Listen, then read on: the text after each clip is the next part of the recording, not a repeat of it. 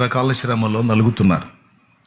మీరు రాసుకోండి, నీవు అనుభవిస్తున్న శ్రమ కూడా నీకు పరలోకము నుండి అనుగ్రహించబడకపోతే అది రాదు.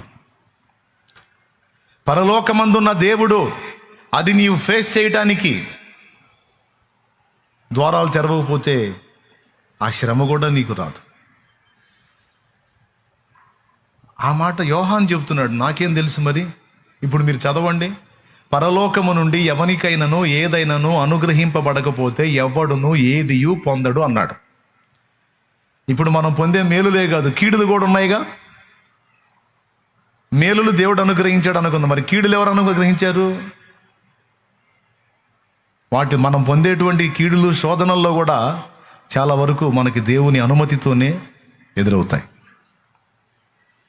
ఈ మాట మనం దేవుణ్ణి అడగొచ్చు. నీ సెలవు లేకుండా, నీ అనుమతి లేకుండా, నీ అనుగ్రహం లేకుండా ఈ శ్రమ కూడా నాకు రాలేదు.